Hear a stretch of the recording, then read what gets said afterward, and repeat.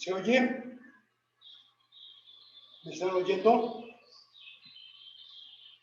Sí, profe, sí lo escuchamos. Afirmativo. Sí. Negativo, pareja. Negativo, pareja. Así dicen los policías. Vamos a hablar de un concepto, de un conocimiento mínimo para saber qué es el filtrado glomerular. Debe decirse exactamente ultrafiltrado.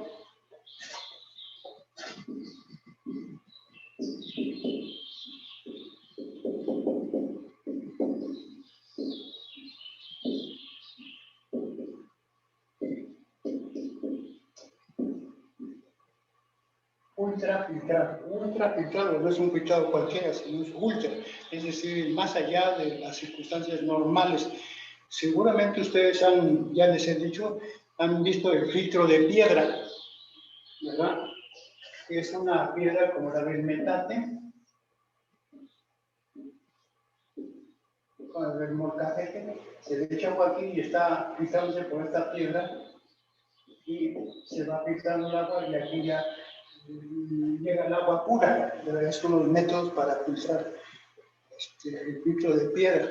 Otras formas de filtrarse el agua, depurarse de lo que está disuelto en el agua, es por ejemplo los manantiales, que el agua cae por el cerro, se va por debajo de las piedras y todos esos los terrenos, se va filtrando y entonces brota pues, agua completamente pura, ya sin ningún residuo en estas circunstancias.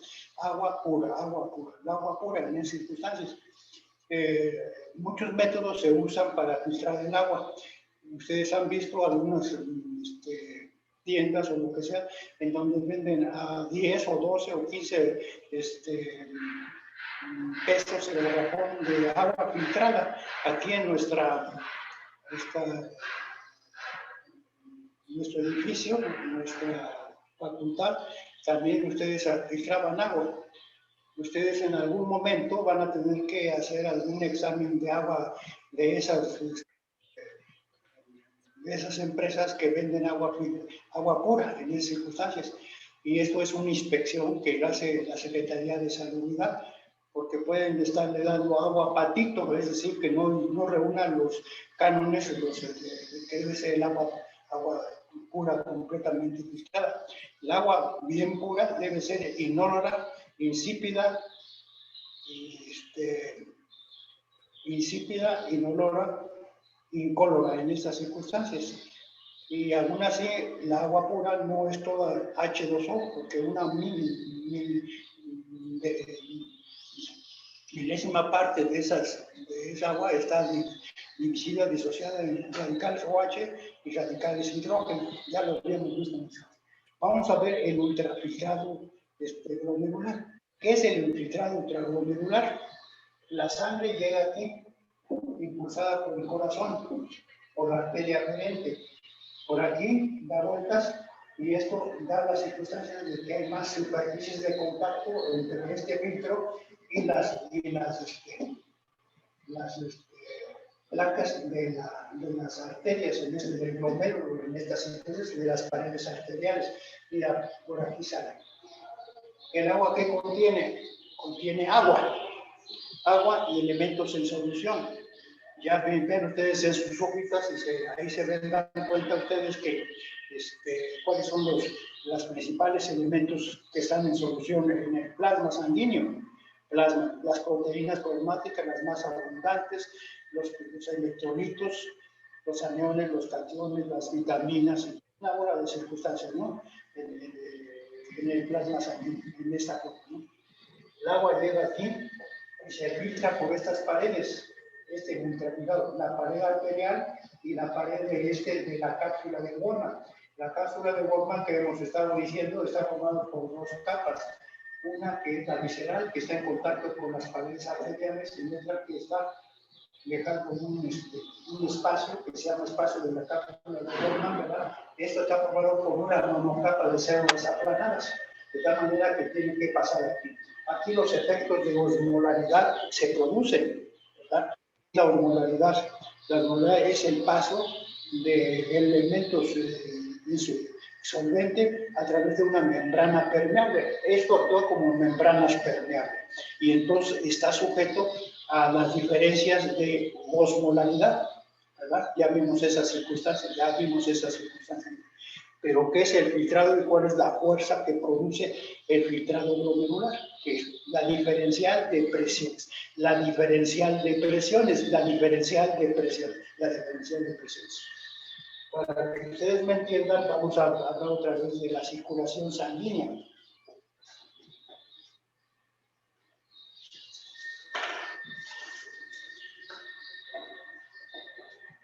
Ustedes bien saben que la sangre se mide por presión sanguínea, la presión sanguínea.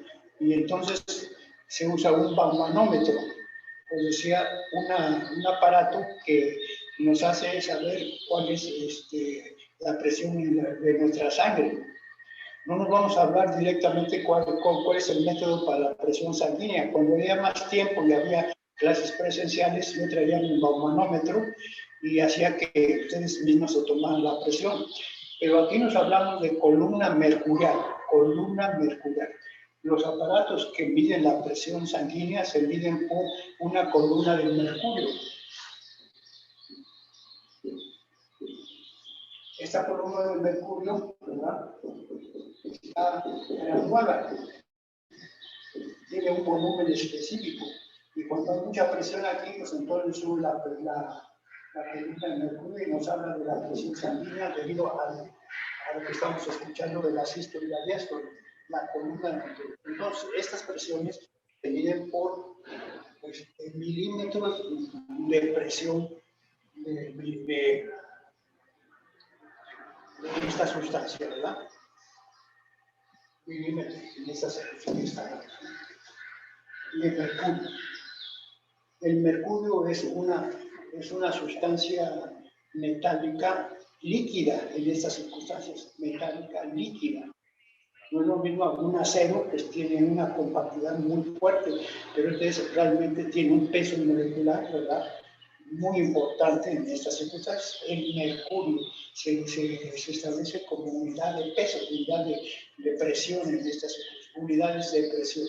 Para que ustedes me entiendan todavía un poquito más, ¿verdad?, vamos a hablar de esta forma.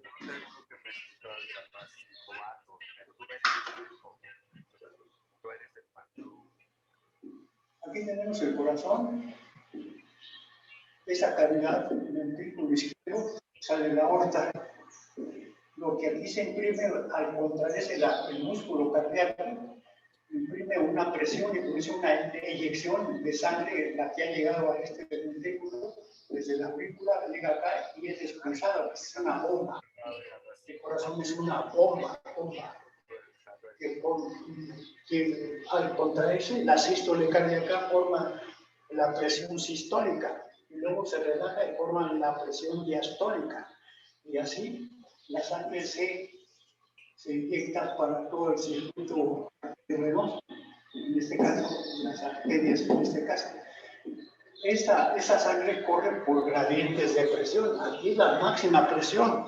Esto es lo que se llama presión central. Y luego la presión va disminuyendo cada vez más. Y esto hace que corra la sangre. Igual como en un río, ¿verdad? Aquí tenemos una ladera. Y aquí cae la lluvia. Y la presión del agua corre de la mayor altura a la menor altura.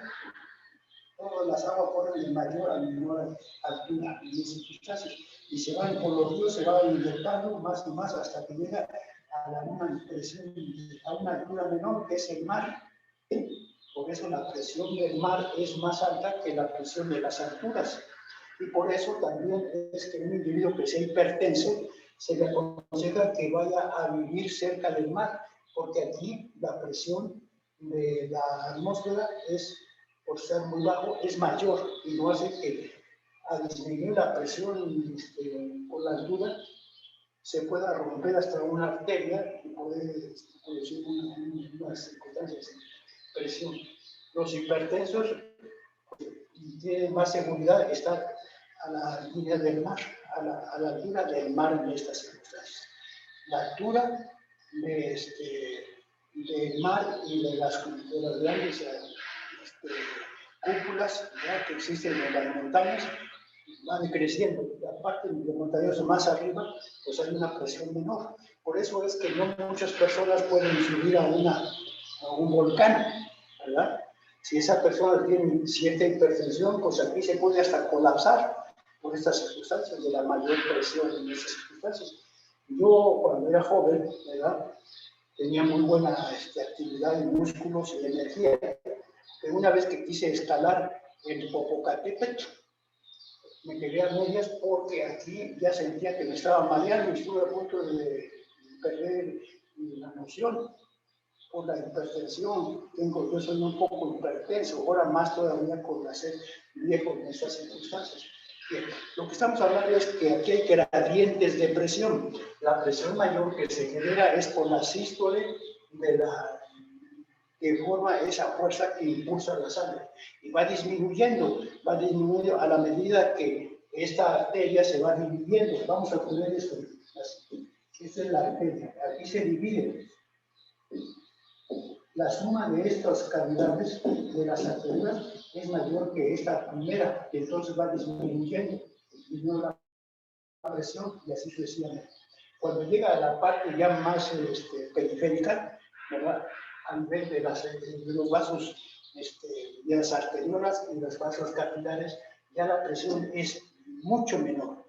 Si aquí en la parte central, la presión de un brazo, por ejemplo, la presión es de 130, ¿verdad? Aquí llegará nada más a este nivel de más 65 milímetros de mercurio, 65 aquí en esta parte, ¿verdad? Esto se produce un filtrado porque aquí en la cápsula de Born hay una presión menor que en esta parte, esta presión de 65 milímetros de mercurio se filtra porque aquí tiene que luchar contra la presión en contra, que son estas. La presión osmolar. Ya vimos que es la presión osmolar. Si aquí tenemos, por ejemplo, una membrana permeable y hay mucha osmolaridad, porque hay más aumentos y aquí unos fallos, pues el agua pasa para acá. Esta es la fuerza de los micromóviles. Aquí hay menos ósmosis y entonces tienen que luchar contra esta presión osmótica, que es menos 25 milímetros de mercurio, 25. Y también tienen que luchar contra la presión intersticial, es la presión que está entre estas membranas, en estas circunstancias, es menos 10 milímetros de mercurio. Y todavía más en el túbulo renal, ¿verdad? Y estas células que son planas ahora ya son más gruesas en estas circunstancias, también ejercen una presión aquí que se llama presión tubular, que es también menos 10 milímetros de mercurio. Vean ustedes, 10 más 10, 20 y 25 se forma esta diferencia y nos queda solamente una presión neta de más 20 milímetros de mercurio. Hagan la cuenta y así es. Cuando esto sucede, entonces se filtra el agua de la sangre. Ahora les voy a preguntar un conocimiento que ustedes lo pueden determinar perfectamente. ¿Qué sucede cuando el corazón está fallando? O si ya no produce buena presión, o que hay menos sangre, por ejemplo. Pues esta presión baja, ¿verdad? Baja. Esta presión sigue igual en muchas circunstancias y entonces ya no habrá filtrado glomerular. Cuando una persona cae en shock, ¿verdad? En shock, es porque ha perdido sangre, ¿verdad? Por ejemplo, ¿verdad? O shock reflejo del sistema nervioso en estas circunstancias, por dilatación de los vasos, sí, rápidamente. Entonces ya no hay irrigación del cerebro en esas circunstancias, ¿no? Cuando una persona pierde sangre, pues entonces baja la presión a tantos grados que puede morir en estas circunstancias, ¿verdad? Y si hay presión, entonces ya no hay filtrado glomerular y entonces hay lo que se llama anuria.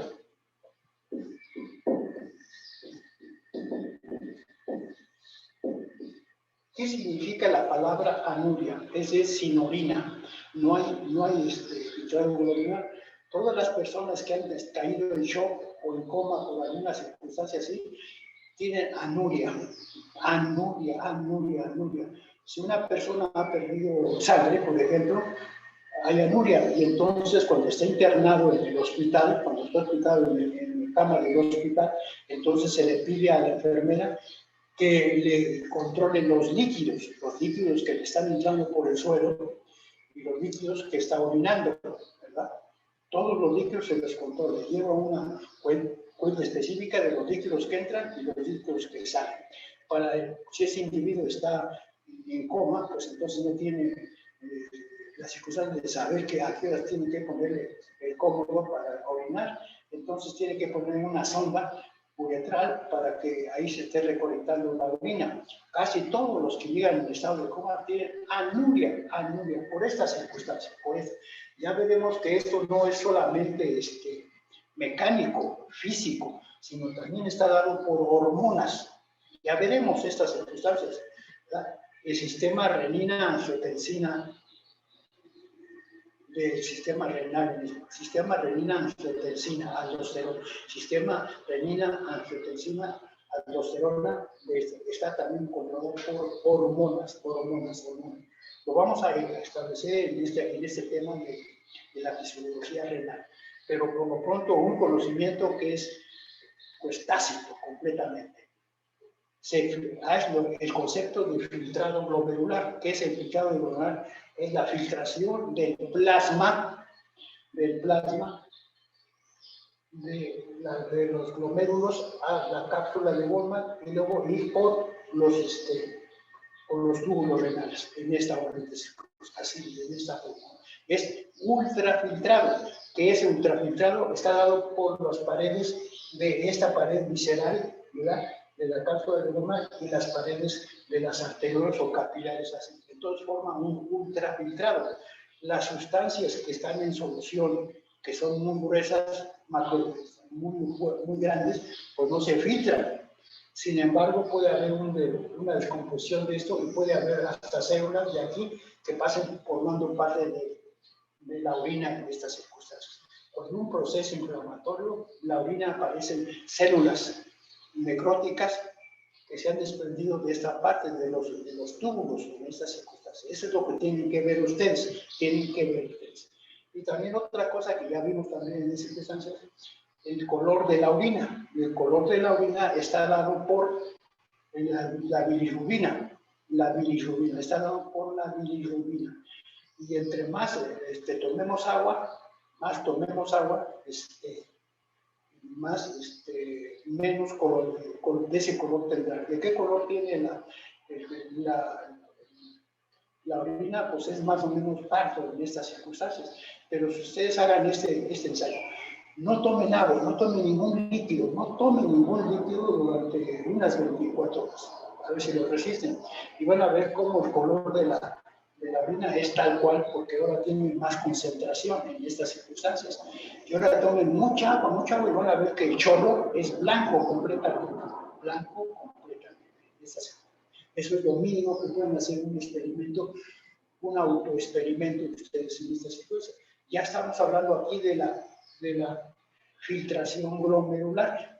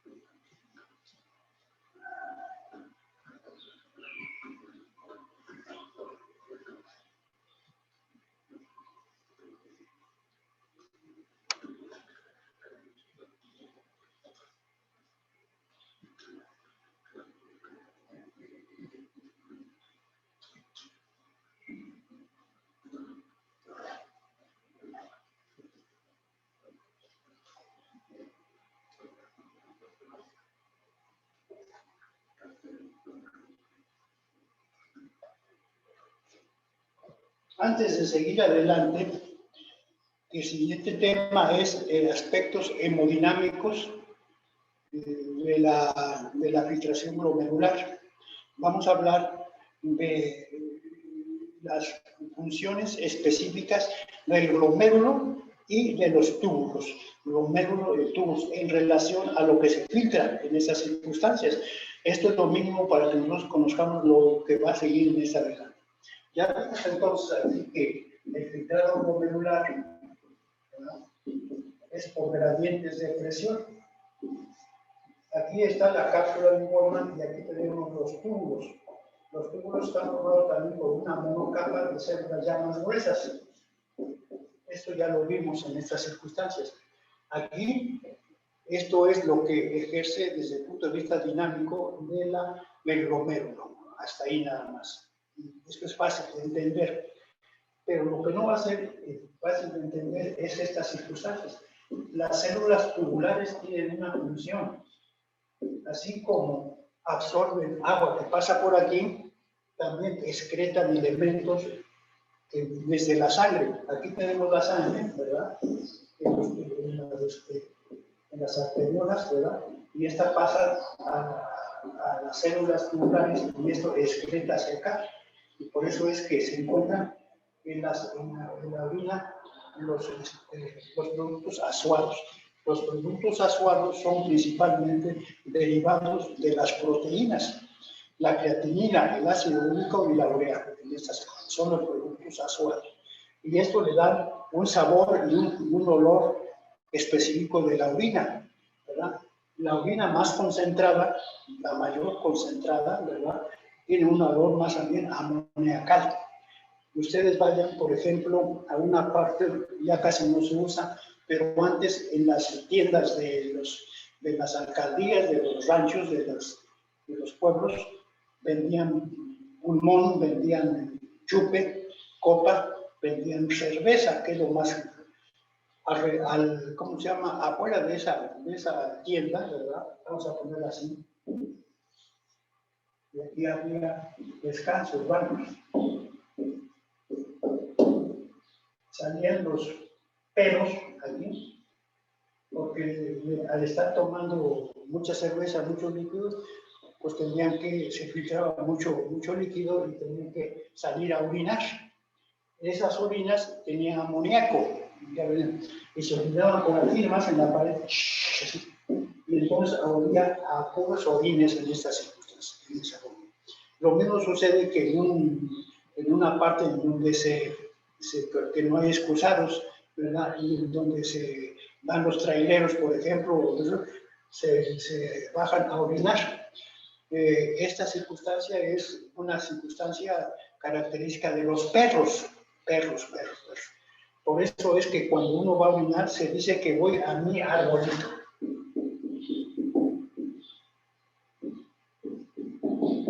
Mi arbolito. O también se dice voy a mi aguatlán.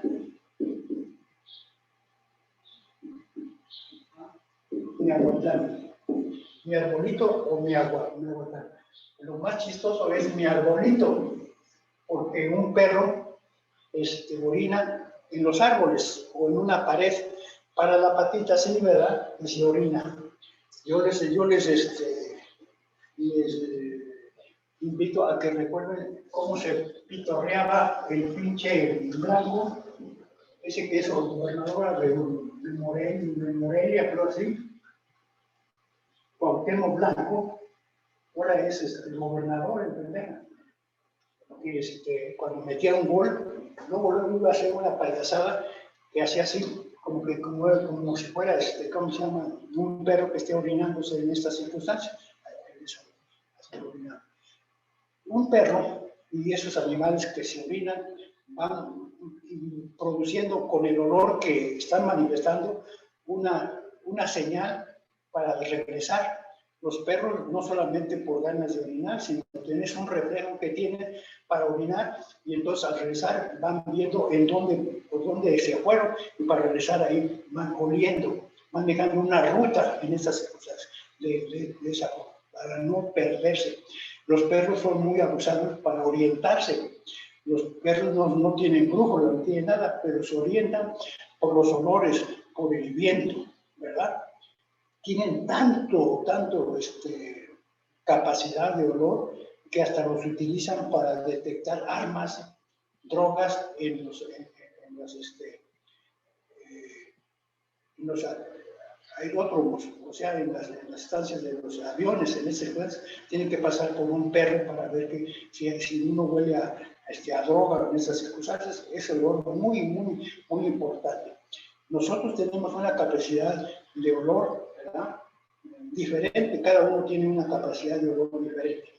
Cuando un perro le está oliendo el culo a una perra, se está dando cuenta por el olor si está en brama o no está en brama. Por eso primero se le acerca y le huele la cola a la perra y se da cuenta el perro que está en brama, o sea que está en vía fértil, que la perra podía tener relaciones sexuales con él, ¿verdad? Pero la perra normalmente escoge al perro que le gusta. Normalmente hay una jauría de perros detrás de una perra en brama, pero la perra escoge al que le gusta, ahí vienen esas circunstancias, y solamente se deja tener relaciones sexuales con el perro que le gusta. Hay una empatía de olores, de vista, etcétera, etcétera. Eso es lo que le pasa cuando uno, lo que se llama el flechazo de Cupido. Normalmente ustedes que son jóvenes ven muchas muchachas, pero de repente ven una mirada que se cruza con la de ustedes, ¿verdad? Y se cruza y se están mandando un mensaje de vista nada más. Y esto está diciendo que se acepta sexualmente, se atraen. Y eso es lo que existe, esos reflejos existen en los animales, en todos los animales, en las circunstancias, en esa forma. El hombre es un animal y también a veces encuentra a su amada por la vista nada más, no por el olor. Sin embargo, aunque parezca una exageración, yo puedo oler una mujer cuando está en brama. Yo puedo oler una mujer cuando está en brama. ¿Verdad? Y eso es una ventaja, absolutamente, ¿verdad? Porque si no está en brama, pues hay posibilidades de hacer la suya a esa mujer. ¿Verdad? No es necesario oler todo el cuerpo, todo el sudor de esa mujer huele a hormona en brama.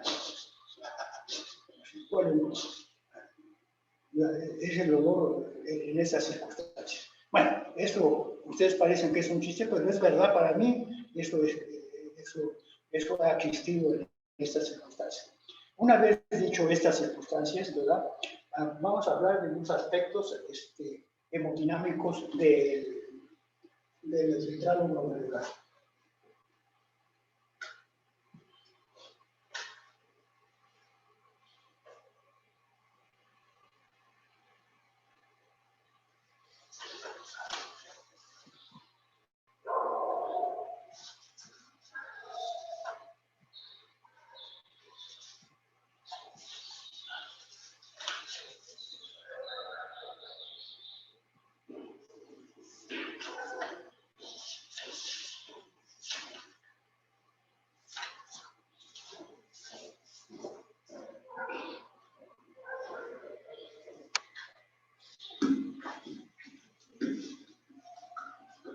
Estos son datos muy importantes.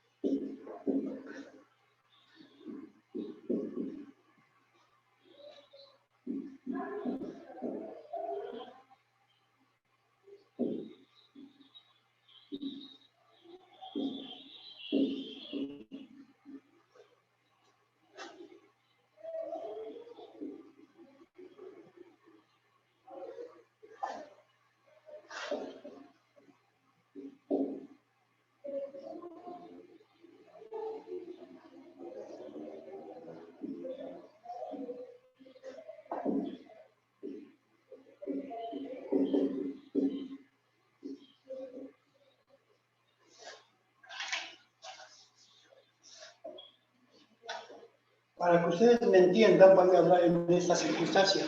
Vamos a ver qué es el gasto cardíaco.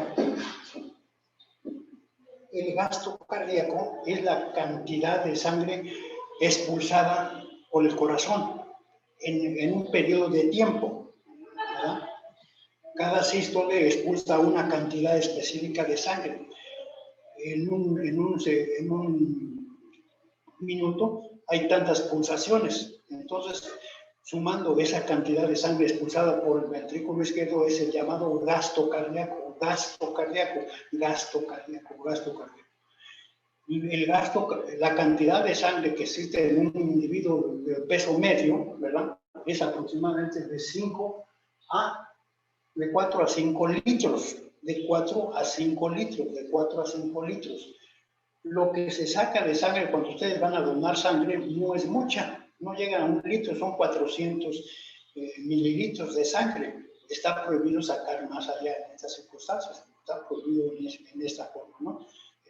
Sin embargo, cuando uno da sangre, dona sangre, ya por psicología o por otras circunstancias, se siente uno mareado en esa forma, ¿no? Entonces, del gasto cardíaco, que es llega esa sangre, que son de 4 a 5 litros de sangre, el gasto cardíaco, que es el 20 al 25%, llega al riñón. De tal manera que entonces es el riñón el órgano mayormente irrigado. Ya vimos por qué. Porque la aorta produce las arterias renales. Esto llega en un 25 del gasto cardíaco, llega al riñón en estas circunstancias. Es el aspecto imaginado. También regula los 45 litros del peso corporal. Ya vimos nosotros que es el peso magro y el peso total del organismo. Y vimos los compartimentos del agua intracelular, extracelular, intersticial, lo vimos en estas clases. Entonces, ¿cómo se llama? Ese órgano que es simplemente nada más el punto del peso corporal, es el 0.5% del peso corporal. Entonces, ese órgano pequeño en relación al peso total del cuerpo regula la sangre, todo el peso de la sangre, porque le llega la sangre ahí en estas circunstancias, ese peso del riñón, ¿ya? En esas circunstancias. Ya vimos entonces el nefrón y todas esas circunstancias. Ahora vamos a hablar todavía un poquito más de esto, ya para casi irme en estas circunstancias. La cápsula de Bowman, hay un filtrado, eso ya lo veo. Y aquí, en las células tubulares, vamos a hablar constantemente de células tubulares, estas reabsorben y secretan sustancias. El agua que ha sido filtrada es reabsorbida en estas circunstancias. Ya veremos que si toda el agua que es filtrada se fuera hacia afuera, ¿verdad? Pues entonces se desecaría ese organismo. Pero aquí, al pasar el agua aquí ya en ese ultrafiltrado, es reabsorbida, la mayor parte, en un 60-70%, es reabsorbida por las células tubulares, reabsorbida. De tal manera que la cantidad que va hacia el desecho, hacia la vejiga urinaria, está modificada constantemente para mantener un equilibrio de la cantidad de agua de la sangre en estas circunstancias, porque aquí se reabsorbe toda la sangre, pero también se secreta agua en estas circunstancias. Esta es la reabsorción obligatoria y la otra es la absorción particularizada en estas circunstancias, en esta forma. ¿Verdad? Es un aspecto. Y ya casi para irme, vamos a hablar de estos dos conceptos.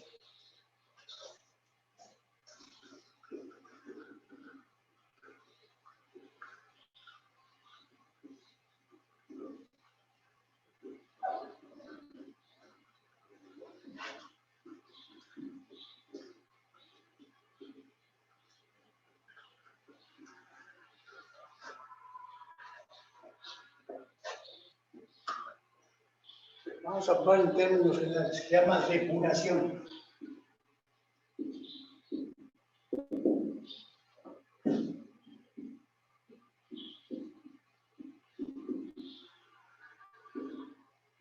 depuración de una sustancia. Depuración de una sustancia. Depuración, en este caso son las sustancias que están en la sangre, ¿verdad?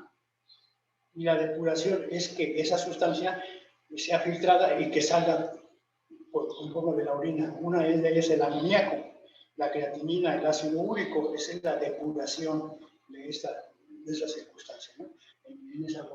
Cuando el riñón falla, entonces esas sustancias que se están formando por el metabolismo envenenan al organismo y se produce un desequilibrio ácido-básico, que ya veremos, vamos a ver en estas circunstancias. Pero vamos a hablar que es una depuración de una sustancia. Para esto ustedes van a tener que hacer muchas depuraciones cuando estén en el laboratorio. Cuando estén en el laboratorio van a hacer muchas depuraciones.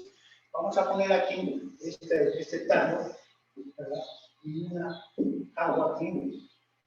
Y aquí lo ponemos, ¿verdad? Esa sustancia que está coloreando esta agua. Cualquier sustancia. Vamos a depurar esta agua. No precisamente esa agua tal cual, sino a través de este método. Por aquí se le está echando agua limpia y por aquí se está sacando el agua que está arrastrando esta coloración hasta que llega esto ya completamente limpio, blanco, agua. Esto se llama depuración, con la salida, sacar de esa sustancia, de ese líquido, de estas circunstancias. Aquí lo que estamos hablando es que hay sustancias que se están formando en el metabolismo, y son sustancias de desecho, las sustancias de desecho. Y entre ellas, las más importantes son los productos azuados, ¿verdad? El amoníaco, los electrolitos, etcétera, etcétera. Y también esto hace que se produzca un equilibrio ácido-básico en estas circunstancias. Hay muchas sustancias, ¿verdad? Vamos a ponerlo así, que se filtran por el glomérulo. Aquí. Pero esta misma sustancia vuelve otra vez a regresar al torrente sanguíneo absorbido por las células tubulares.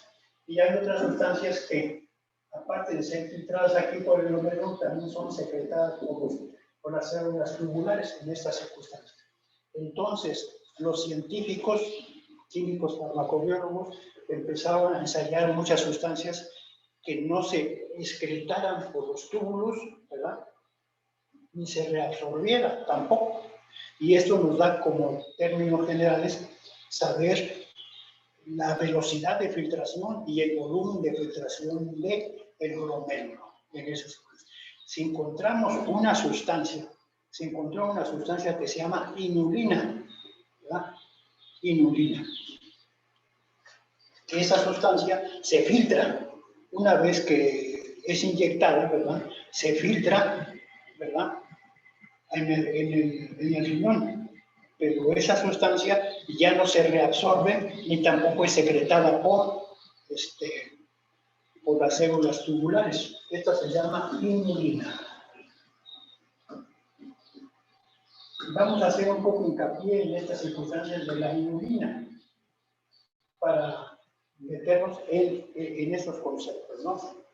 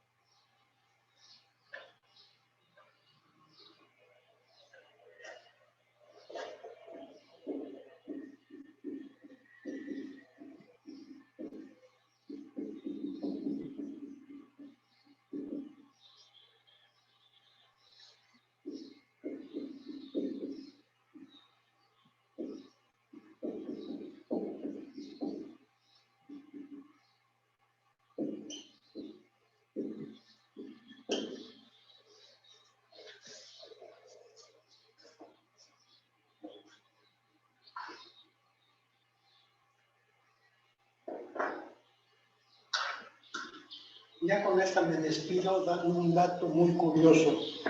¿Ah? Se encontró la sustancia llamada inulina, que es un polisacárido. Ustedes ya saben, porque lo han enseñado en línea, por lo menos, que es un polisacárido. Monosacáridos, disacáridos, trisacáridos, polisacáridos, ¿verdad? Ya vimos qué características tienen las azúcares o glúcidos en estas circunstancias. Es un polisacárido, ¿verdad? Polisacárido que se saca de las alcachofas o de las dalias, ¿verdad? Que tiene la característica de filtrarse por el glomérulo, pero que no se reabsorbe ni excreta por las células tubulares. Muchas sustancias, como la creatinina, ácido úrico, ureas, todo eso, se filtran por el glomérulo, pero son reabsorbidas por las células tubulares, de tal manera que la unidad de filtración, la velocidad y el volumen de filtración, ¿verdad? Está dado por estas circunstancias de la inulina. Teniendo en conocimiento esto de la inulina, que nomás se filtra pero no se reabsorbe ni secreta, se puede llevar a este experimento. Se lleva a una cantidad específica de inulina por mililitro de sangre, se lleva a estas circunstancias.